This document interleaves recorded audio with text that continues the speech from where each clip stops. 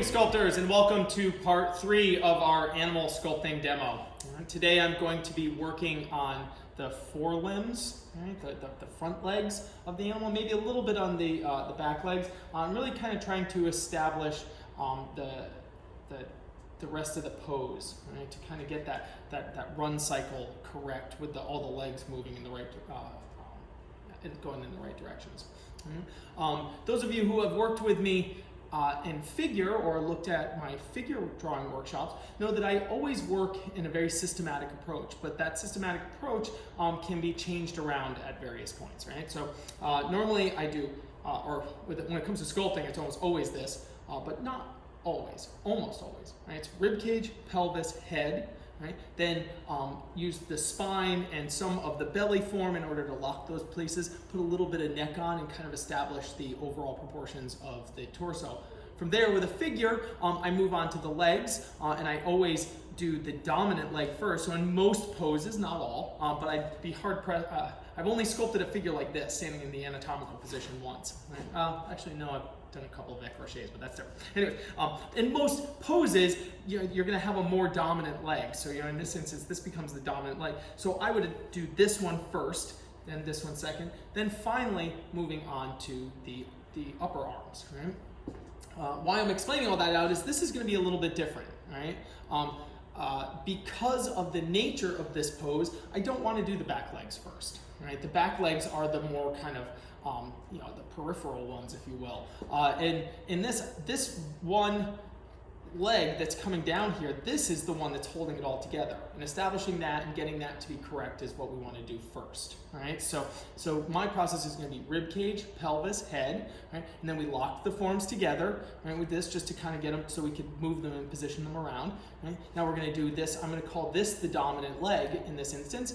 Then we'll establish this one. And then while doing that, I'll probably go in a little bit on this video and start to at least sort of, get the position of these feet correct, all right? All right, so that's kind of the way we're gonna go, right? See, I've got some clay warmed up here. I got a couple of simple clay tools. I have my needle nose pliers handy because for this we might end up cutting a little bit of this down here. My 2 different calipers that I use in my measuring stick. I've got my computer loaded up here with my I have Photoshop open with my skeletal image that I'm working from, so I can use that ruler tool that we talked about. Now, before this, I was checking really quick in my measurements. I had established that I wanted the overall length of my cat to be 17, and that the height was going to be about 10.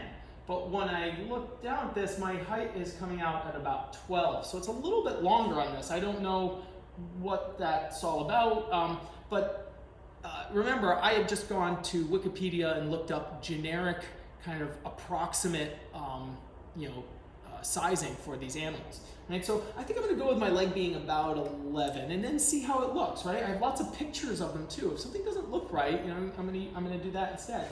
Right? And so what I'm going to do is I'm going to come on my scapula here, right? And I'm going to measure the distance from the scapula to the shoulder. So the scapula is going to come on the cat like this. I'll go to this camera right here, right? So the scapula is going to sit up here like this. Because this is that dominant leg, all the pressure is going to be on that. So that scapula is going to sit higher, and this one's going to, and her right scapula will drop lower. All right, so I'll push that one in, and we'll get that kind of that cool bump on there. But I don't want the armature going all the way up there, right? So then we're going to come down to the shoulder here. So I'll measure that. Right? So I'm here. Hopefully we can just remember all of these. Let's see. Right? From there to there, I'm getting a measurement of about 3. Right?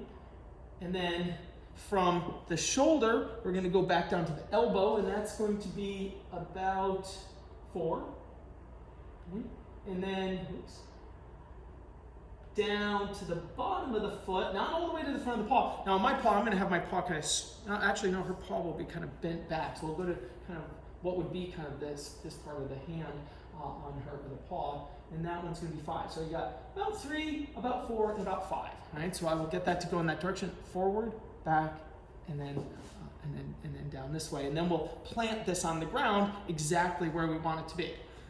All right? Because I have to plan out where it is in relationship to the rib cage. You know, I kind of probably, it's going to be a little bit more like that. Right? It looks really cool when I made it get all super dramatic like that. And some of the photos that I have, when the cheetah's really kind of running, they're way leaned over, but I'm going to run into some sculptural problems there, right? So structurally, you know, the only reason why that animal can run that way is because it's, you know, it's the force going around, but I'm gonna have a hard time sculpting that. But I don't wanna sacrifice the drama, right? And then I would have to make the rib cage kind of correspond to that, okay? All right, so that's where we're gonna start. All right, I'm going to, I got my measurements so I can get rid of this. All right, I'm gonna go back down here. Right, and in my run cycle, I have the one that I want to use is drawn here. This is from the Aaron Blaze stuff that I told you about. I'm not going to put that up because that's his imagery and I don't want to put that in. But any of the cheetahs are going to have that, right? But I'm going to be using that. In the picture though, I have the cat that he's doing, the paw where I want it to be is the right paw. Now, I did a little bit of quick research, and I'm no expert on animal behavior, but from what I understand, animals can be sort of right and left-handed, just the same way that humans are, right? And that different animals, and I did check this out on my dog, but I don't have 20 dogs to do this research. But my dog leads always with her left paw. Right, so she leads in that way, and that's what sort of she leads with her right paw. Right? The image that I have, and most of the ones that I have pictures of, the cheetah is leading with their right paw, which would mean that this paw wouldn't be here. But I'm going to just go ahead and flip it and say that my cheetah is left-pawed. Right? I think that makes her a little bit more artistic, maybe, even though I'm right-handed. But I'm gonna just kind of go with that. Okay. All right, so I'm going to have this one is going to be coming down, and that means that this other paw is going to need to be a little bit back. All right, so let's do the measurements on the first one here. All right, I could just use my ruler, but I'm always going to use my calipers. All right, so from my shoulder to from my scapula to my shoulder, all right, I'm going to need about 3. So that's going to go there. I'm going to give just a little bit of a bend there. All right. Just to make that sort of happen. So even though she's all straightened out, you know, that this arm is still going to come back a little bit.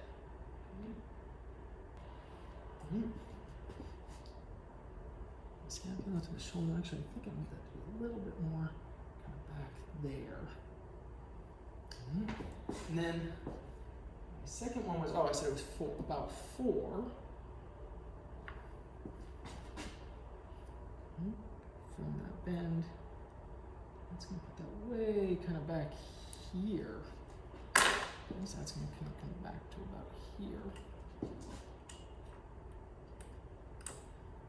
Okay, so this is going to come down here, and then about 4 going to there. Remember, I got to go a little bit past it, right? Because I don't want it to be exact. Right?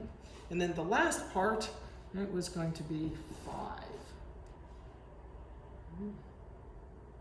Right, you know, it seems if you're watching this like there's just all this measuring, right? And as I've said a million times over, lots of measuring in the beginning means not a lot of measuring at the end. Right? And that puts her paw right about here. Right, I'm just going to move this sort of forward. Now this is actually going to get embedded in some base down here. Right? So one of the things that I might think about, right, is looking at this measurement now, measuring up, that's only giving me about 1 inch of base. And that's not enough for me. I'm going to want at least 2 inches. So I'm probably going to need to lift this pipe up at some point in time, right? I don't need to do it now. I actually don't even want to do it now, but I will raise this up so that I could get, probably based on this sculpt, right, which is, you know, kind of overall about 16 inches. So I don't know, I'm probably going to want at least sort of, you know, 3 inches of base material underneath, right? And that's just kind of the way that I think about things. I frequently include the base material, as you can see on this back here, in my sculpt. So I have some clay, reheated up clay. This used to be a bunny paw, a paw from another animal. Sometimes think about what my clay has sort of been through the years. You recycle your clay all the time, and you're like, oh, that, sometimes you see, I'll go to my clay bin and I'll look down and there's like an eye looking up at me or something like that, which is kind of funny. Right, so,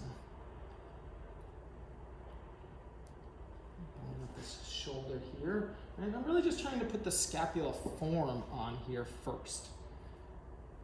Bringing it out to that shoulder area.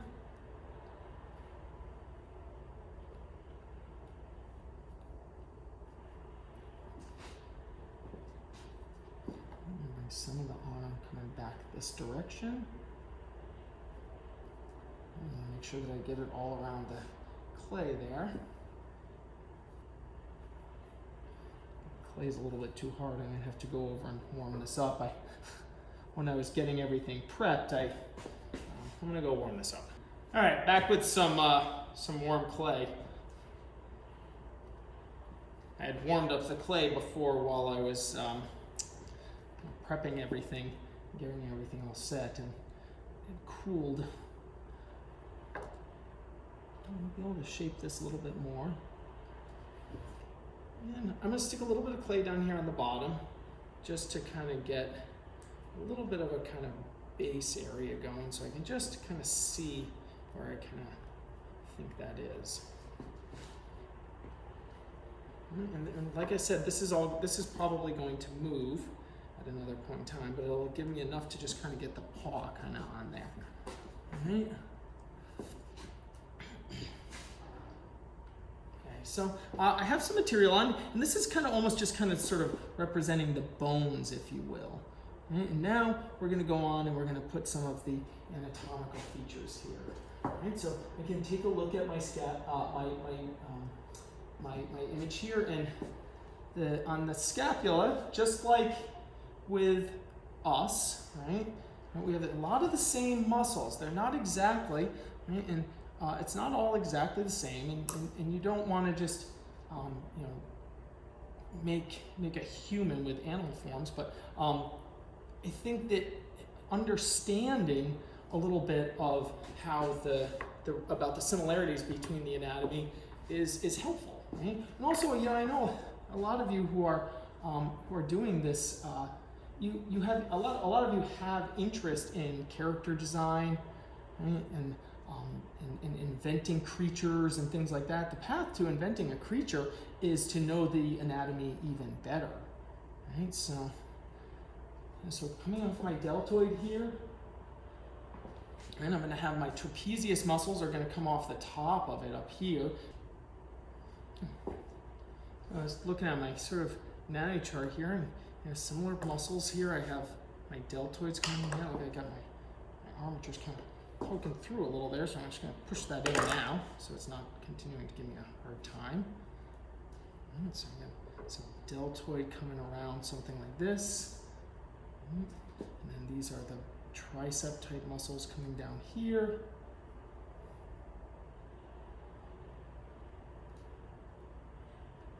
And those are going to come exactly down to where my elbow is.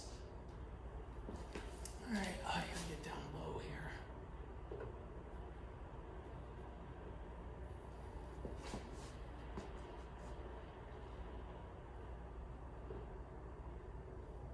And so now is the point where I want to check a little bit more of my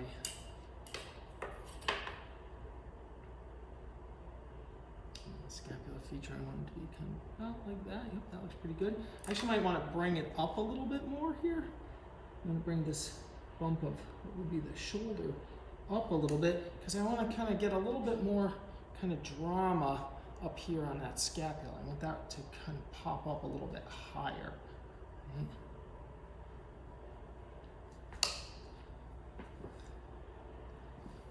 So these muscles coming down this way. Where's that? I said it wanted to be about at 4 from here down to here. Okay, so maybe this needs to come out a little bit farther forward.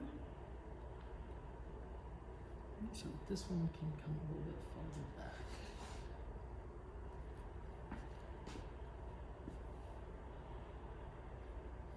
Well, keep in mind on this, right, my anatomy, excuse me, my anatomy, my math is all based on sort of approximate measurements off of images. Right? Why I'm bringing that up is that it is not an exact science, right? What is more important on this is that it looks correct, right?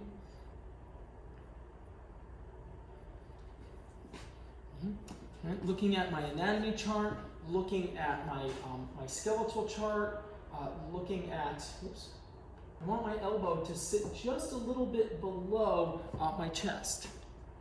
Right? So, right, as I'm kind of doing that right here, right, I don't have enough coming down just yet. Right? So I want it to be 4, and I'm kind of just like many things. You were like, no, it doesn't look quite right. It looks too long. So yeah, I want that to be a little bit farther down like that. Right? So I got to get that elbow to come a little bit more down.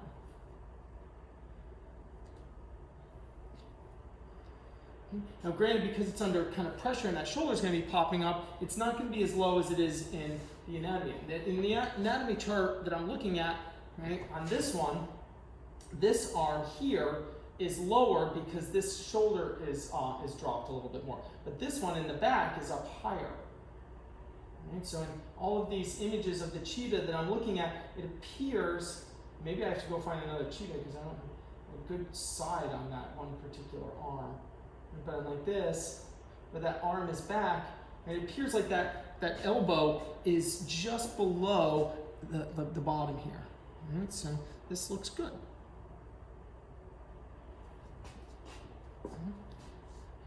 And it's also it's hard kind of looking at that right now because it's on an angle, right? So you might be looking at it on a screen there, but this is actually really on an angle too. So how long that arm is kind of dependent on that.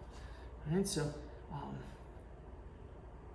it's really kind of easy for me to kind of stay looking at only one angle. Right, and not kind of moving it around enough. Right, now I want this to kind of come out a little bit more. I want this to kind of sink in. Very easy. Ooh, I put this in the microwave and there was actually a little piece of metal in there. Oops. Whoops. Now the inside, this looks really kind of too thin in here. Get to some of these muscles in a little bit.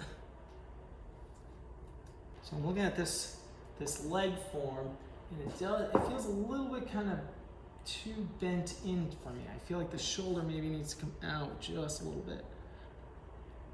I'm struggling a little bit with the skinniness, if you will, of the cheetah. And I brought this up before. This was a problem I had with the gesture sketch as well. I brought home my cheetah, and my wife said that it was too muscular.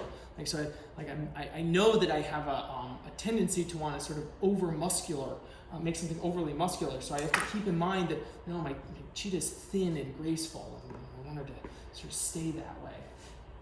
All right, let's go back to my run cycle here. And so where does that other paw go? Okay. Now, because I want to work my two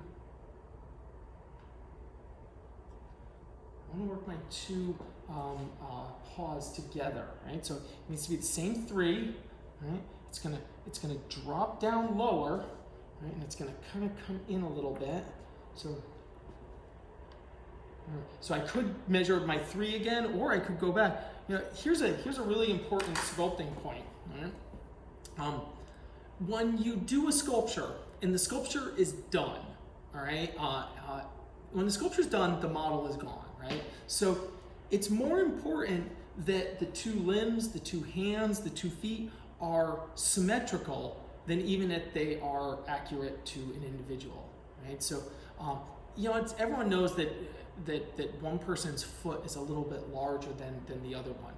One breast is a little bit larger than the other one. One hand, one eye, maybe, whatever. But in a sculpture, if you make it that accurate, first off, it's going to be so minimal. Most people don't even see that. But you know, if you make one thing a little bit bigger because that's the way it actually is on the model, it's going to look like a mistake. It's not going to look like, oh, that's so accurate that they made the two hands. So on this, it's actually more important.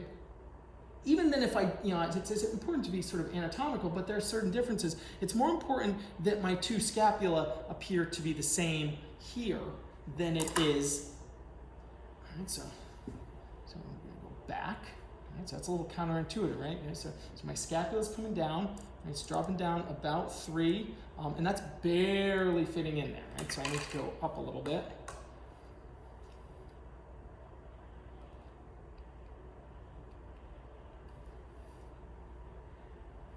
Because I need that to fit in there, right?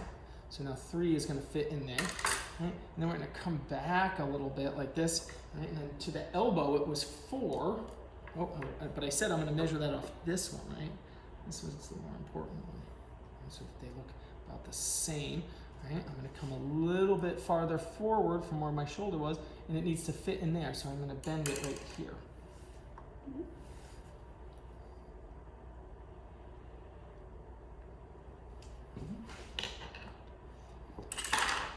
And then I'm going to drop my ruler on the floor for some dramatic effect there. Put that back down there. Right. And then that paw's going to, one cycle here, that paw's going to kind of droop kind of back. Right. And I know that needed to be 5, but on this one, I have the paw kind of bending. So I'll measure to where I think that paw starts to bend. It's hard to get in here. So I'm going to flip my calipers around. I'll measure them this way. To there. It's going to sit up. So I want this paw to bend kind of about here. So a little bit extra there, not too much. Right. And there's that kind of shape. So let's put some play on that.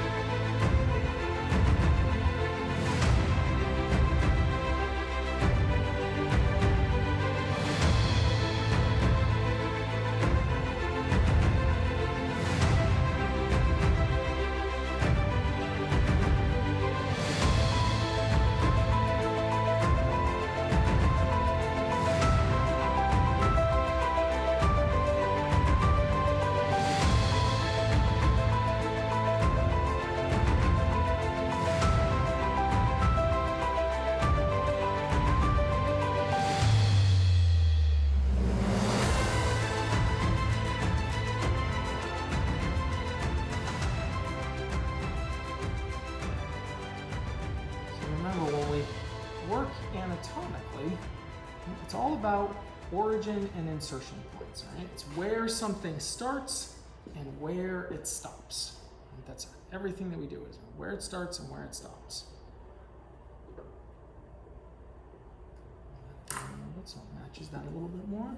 Bring them both kind of in a little bit.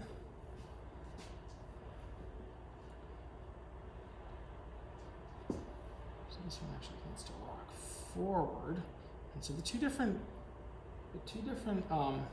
shoulders have they're the same shape, but that shape is different. So if this one's more this one's more up this way because it's going down here, this shoulder's dropping back. Just like if I drop one of my shoulders down, the shoulder still looks the same. However, it's in a different place. Okay, so it's got to look the same. This actually needs to come a little bit farther forward. That gives me more of that kind of shape there.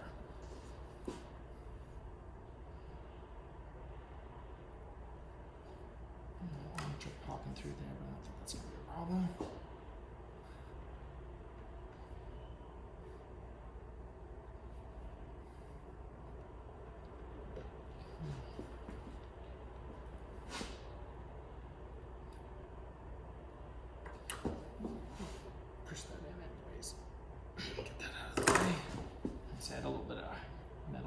through there. You just don't want it there.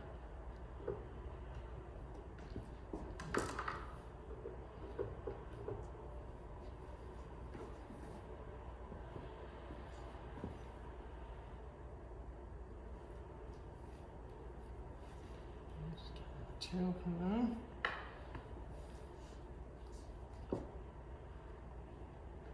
It's nice to have my hand back. If you watched last week's video, I believe in last week's video I had a big band-aid on my thumb, and now I have my thumb back.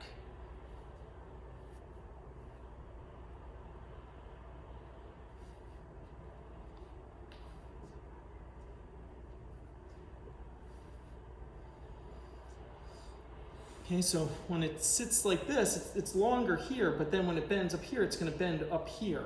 So this is going to be a little bit different than my other side. Right now I'm just trying to...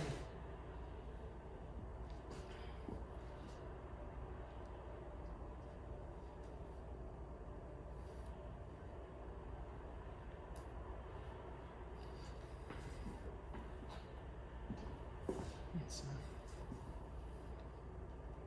that actually is starting to look good to me. Now, one of the things that I notice when I'm looking at it is all of a sudden my cheetah is starting to look a little bit compressed, right? It looks a little too short this way as I put these on. Now, keep in mind that the muscles of the back leg are going to come way out here, right? So we're going to add more to our animal as we kind of go along. Right?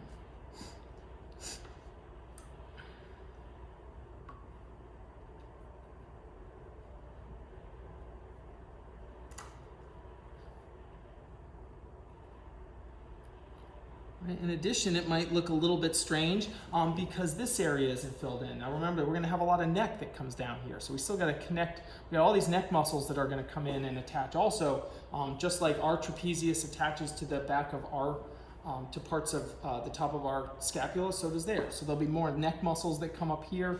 There'll be long neck muscles like ours that come down and attach to the top of the rib cage. Plus there's just some extra skin that's in there.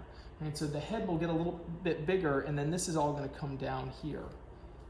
And so I'll fill that in. Get that to look correct.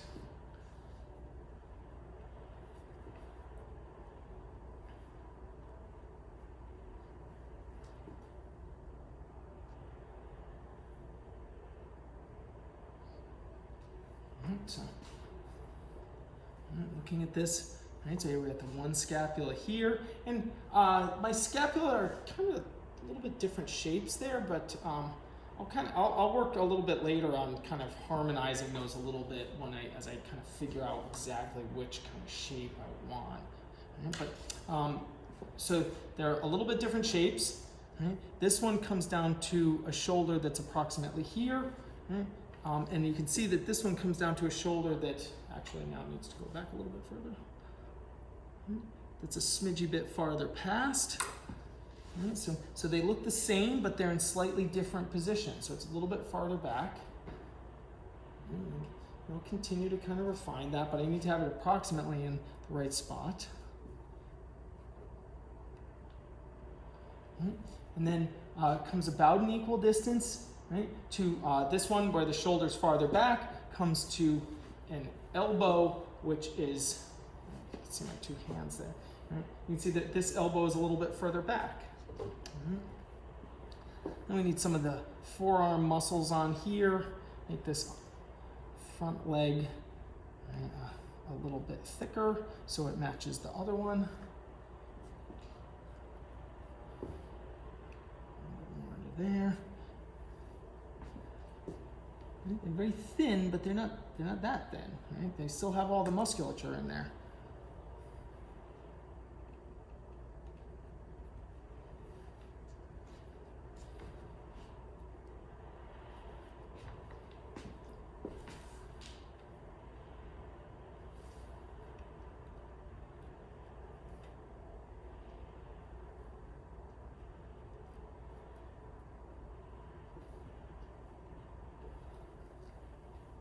Looking at it from this angle, I feel like this cheetah leg feels shorter than this one. but at the same time, I feel like this cheetah leg feels a little too long to me. And so I might kind of pause on those because I kind of like the way that this length is. I might go and recheck some of the math. Maybe I'll do that on a break or something.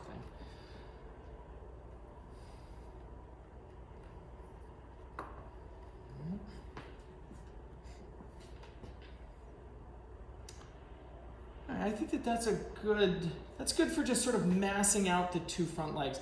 I think that in actuality, I think I might, we're gonna take a break, and I think we're gonna move on to the back legs and just mass them out in general. All right, see you in a few.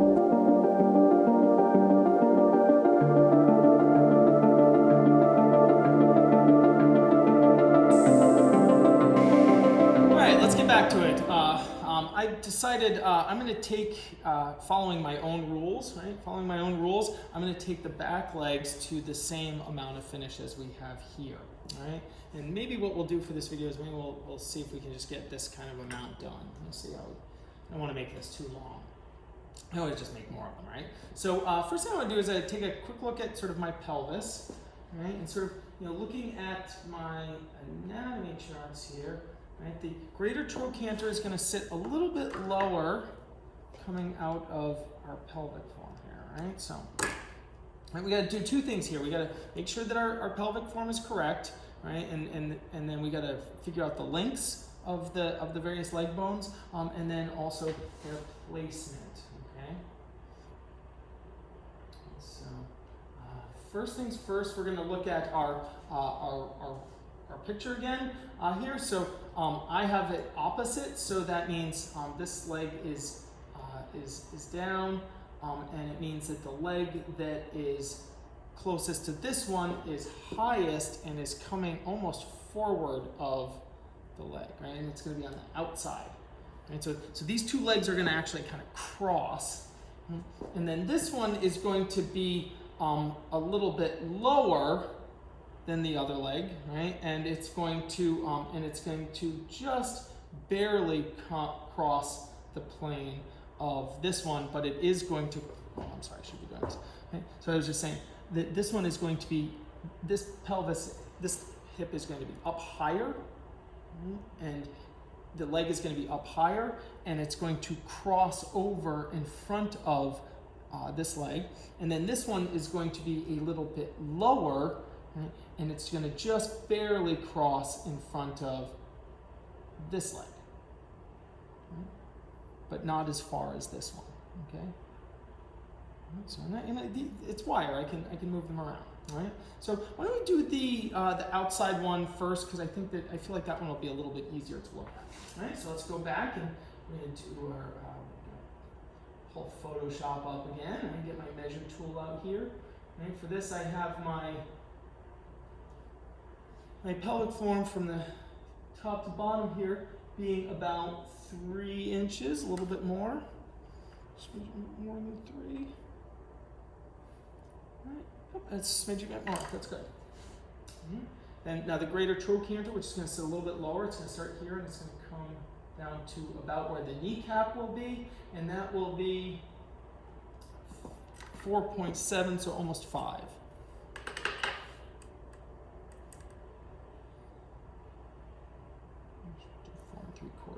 It's from where my greater trochanter is to here. It's going to be right about there. And remember, I want to come back a little bit here because I don't want that sticking through. I want to be able to go higher.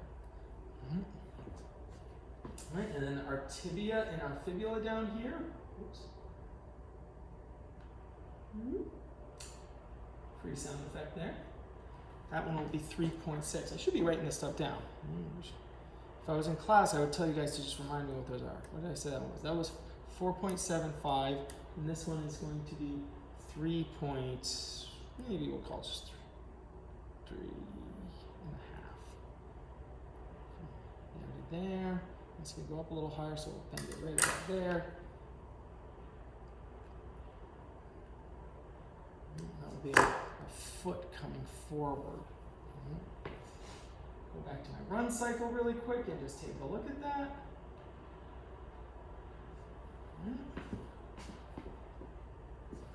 feels correct. Right? I always leave a little bit extra. It's much easier to remove than it is to add, although we can add. Right? Let's go warm up some clay real quick. Back with some fresh clay. Right, now what I'm going to do is I'm going to start by taking a look at my anatomy chart here. Right, so I'm going to have the glute muscles coming over here, and maybe I'll kind of just start with these. Now, let me just get some material on there first.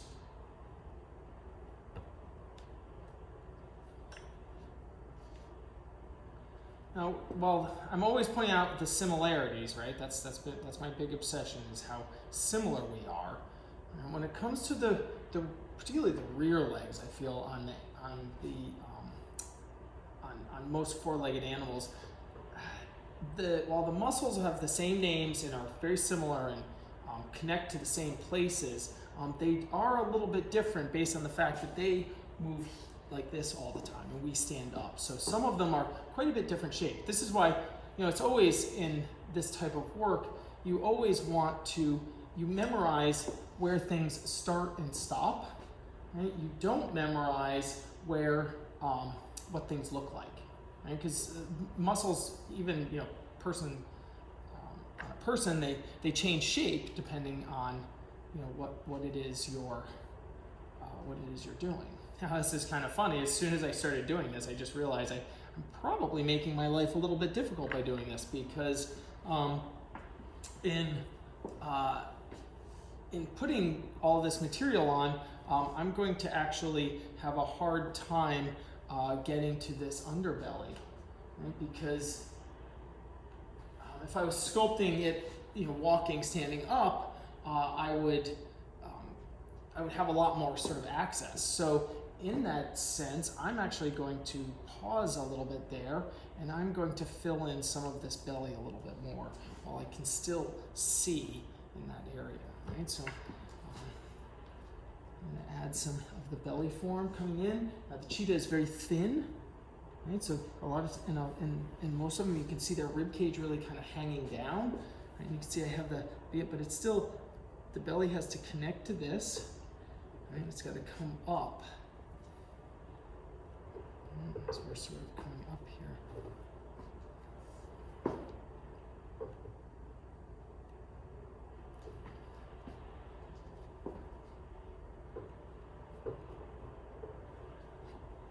Just because I won't be able to see it, I'm not gonna add in any details or anything in here. I'm just filling in a little bit of this space. I'll still be able to get to it as I need to, but I'm gonna fill some of that in. All right, so here's a thing. Right? I want to make sure that I don't lose my rib cage. Right? I don't want to lose my rib cage.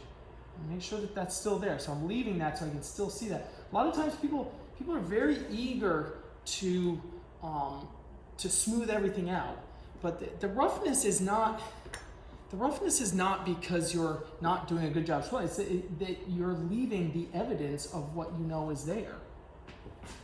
And so you don't want to go and remove it, because it's what tells me exactly what it is. If I smooth that all out, the cheetah would just become like a big, like just a big smooth shape. And we're not like that. The cheetah's a lean, efficient machine. It's she's muscular. And we want to keep all that muscularity. And if you smooth it all out, it's just it just doesn't make it look good.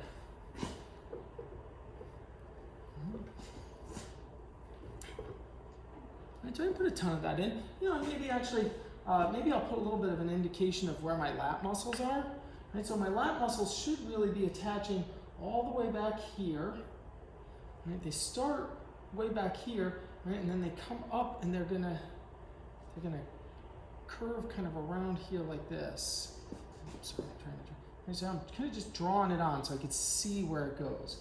Right, and the lat is going to come up and it's going to attach under the arm. And from what I can see here, right, the I believe it's about halfway on that arm sort of segment, right? So I'm just going to put in a little bit of a kind of indication of that. one in here. And there's some that kind of fades out there. I'll just put that in there for now. And so that kind of helps us to kind of see some of that. Right, so.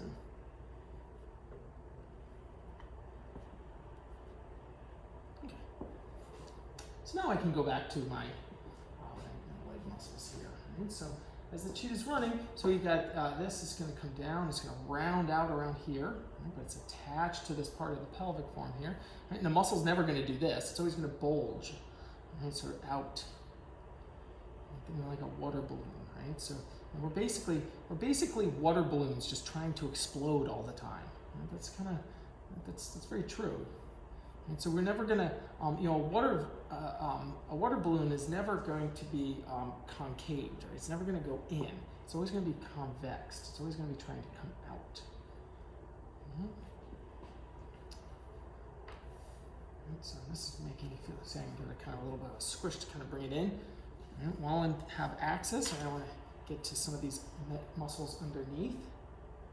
Now on the inside, you know, you're not going to see, you know, there's always kind of a limit to how far you want to go. You know, if you want to sort of afterwards cut the leg off and go in and sculpt all these sort of interior sort of sections, you know, someone can do that. You know, I don't know for a project like that, or for a sculpture, that I would necessarily kind of want to do all of that.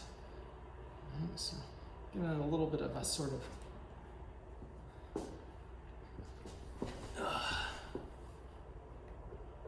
you can see here, this is why I wanted that armature to split up so high, because I need to be able to get into these spaces down here to sculpt this correctly, and it's much easier to just put that material on.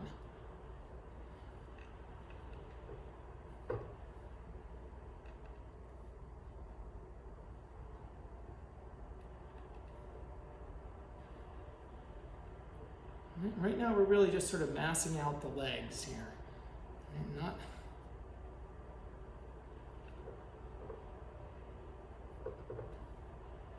not doing all of the anatomy. Right? We'll go in and we're going to put them on, because right? You know, but I'm still trying to put the anatomy on, or put the clay on in the shape, to the direction.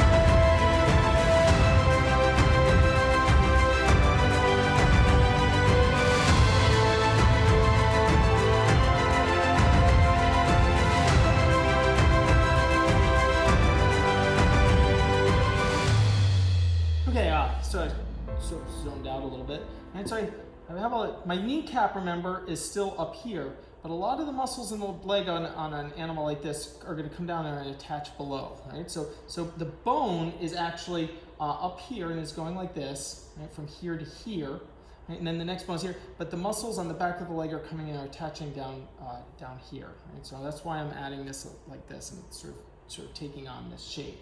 Now, if you look up here, you might be looking at that and saying that looks really kind of flat. Well, that's because I haven't put these muscles of the lower back in. Right? So as this sort of curves up and around, I'm going to have these muscles in here that are kind of coming up. And I think I probably need a little bit more kind of curvature on my spine as well, as I'm kind of coming up there. So I'll give that a little bit more kind of roundness sort of as we're coming around. Right? So, and this will then fill in.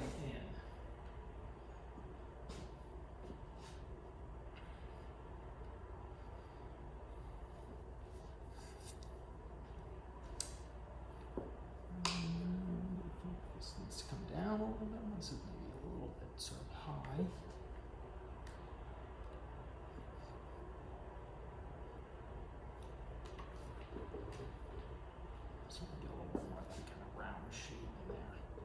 I don't want to be moving my my muscle forms. Let's see, I don't want to keep that down. I'll push this back in. I don't want to be moving my muscle forms, but if they are a little bit out of place, which sometimes they are, you gotta adjust them a little bit. Right? I want that greater trochanter actually to sit a little bit lower. Oh, and I just ran out of clay. Sit a little bit lower, like that. Go get some more clay. And even more clay. See, there's all this musculature in here. We ate up all that other clay. So I was just looking at this and also taking a quick look at the time. I think what I'm going to do for this video is kind of try to sort of finish up this one particular leg and kind of get the, and then I'll do the next leg on the next round. So I'm going to check that math up. This would be the point if we were doing this demo in class. I would ask someone what those numbers are that I should have written down, and I didn't. Right? So there's a lesson there. Right? So from the trochanter to the knee was about, it was 475, and then this one I believe was about 3.5. So checking my measurements, 4.75 from here to here. So that maybe needs to go out just a little bit more. And then 3.5, right, that one will actually look good. Actually, if it came out, that would actually be a little bit better. Right, so we'll bring this out.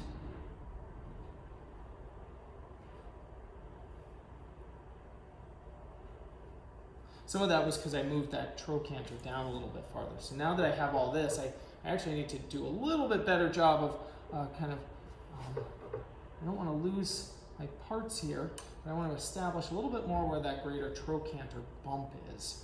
And so I'm, even just in my clay work, I'm going to make that kind of like a little sort of circular shape there. So we kind of see where that goes.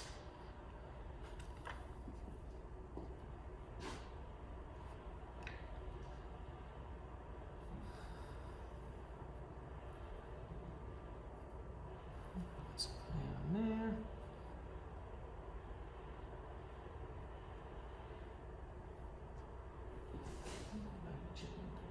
Pictures.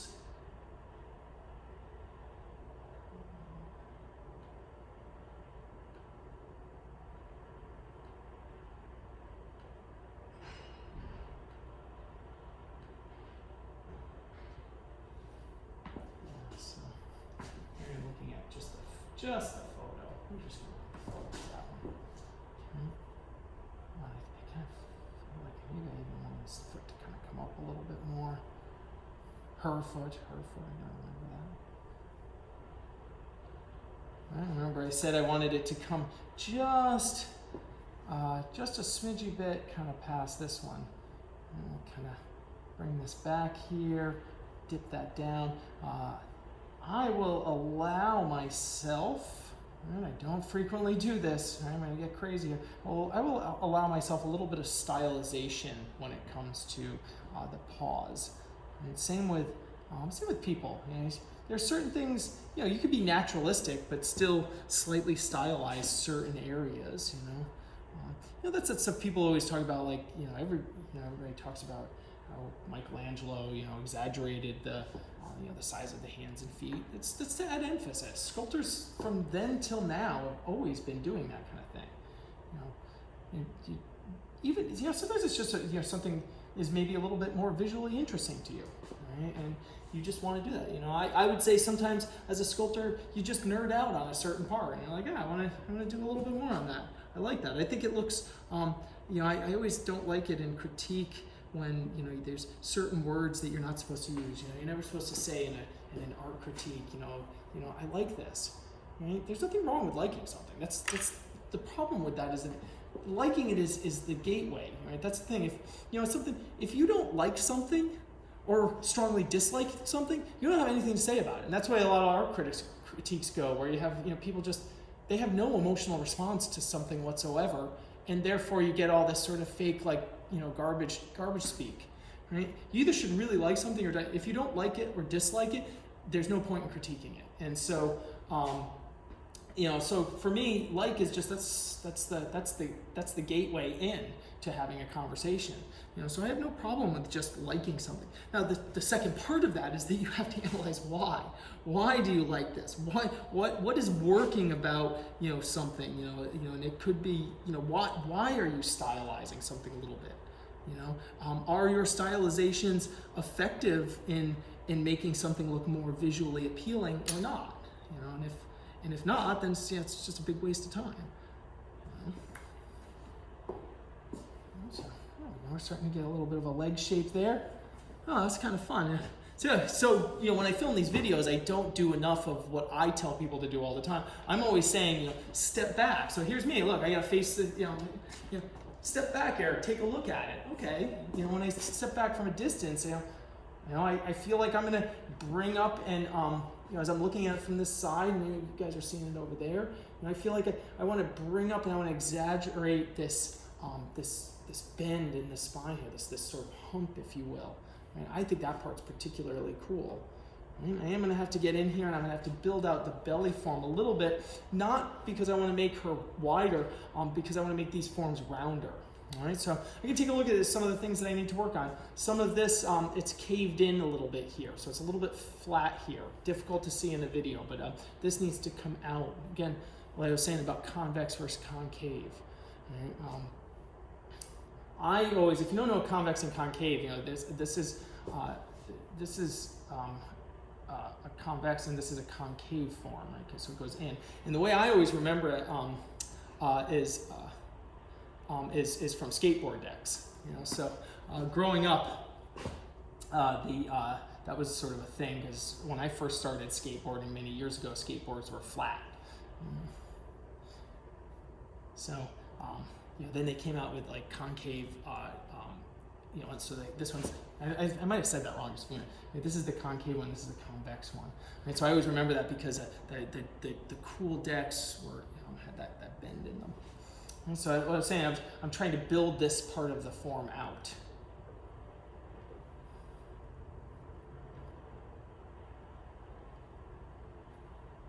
Give that a little bit kind of more roundness over there. As we're sort of, you know, clay is still kind of rough as I try to get all those forms. All right, now, I think I'm going to pause there. I can tell you that in the next video, right? In the next video, we got to tackle this leg.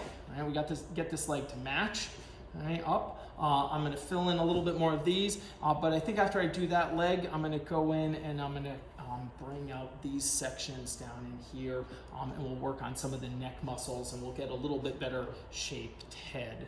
Right, this initial sort of, you know, quick abstraction head here, that's just like, it looks like a dinosaur head or something like that, not like a cheetah head. So, but when we bring the neck up into this, I believe that will work a whole heck of a lot better. All right, so that's part 3 of sculpting on a cheetah. See you next week.